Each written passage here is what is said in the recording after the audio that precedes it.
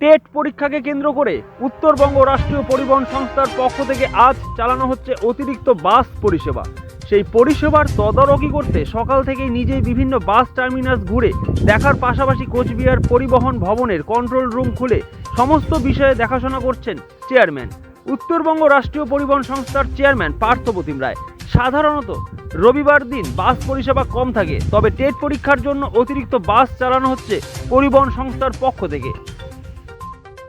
আমাদের রবিবারে সাধারণত আমাদের একটু বাস পরিষেবা সংখ্যা তুলনামূলক কম থাকে রবিবার, কিন্তু আজকে যেহেতু টেট পরীক্ষা আমরা সমস্ত পরিষেবা সচল রেখেছি, কোনো পরিষেবাকে আমরা অফ করিনি। পাশাপাশি পরীক্ষার জন্য অতিরিক্ত পরিষেবা আমরা দিয়েছি। গোটা উত্তরবঙ্গ রাষ্ট্রীয় পরিবহন 50টা অতিরিক্ত বাস চালাচ্ছে, অর্থাৎ আমরা পার ডে যেখানে 600 বাস চালাই আজকে 650 বাস চালাচ্ছি।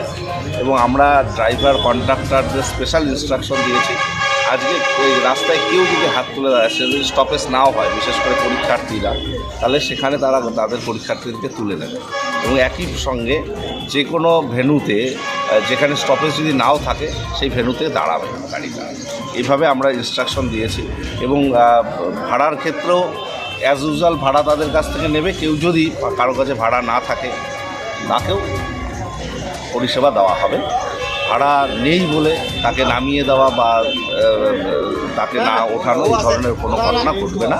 এটা আমরা ড্রাইভার কন্ডাক্টরদের স্পেশাল ইনস্ট্রাকশন দিয়েছি এবং আমাদের অফিসাররা মনিটরিং করছে। আমি নিজেও কয়েকটি বাস স্ট্যান্ড ঘুরে দেখলাম এবং খানিকক্ষণ করে কন্ট্রোল রুমেও বসবো, কতটা কীভাবে হলো সমস্ত বিষয়টা আপনাদের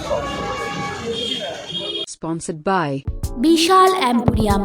যুগ বদলেছে জীবনের ধারা, তাই নিজের ঘরকে শৌখিনতায় মুড়ে ফেলতে চলে আসুন। Co-sponsored by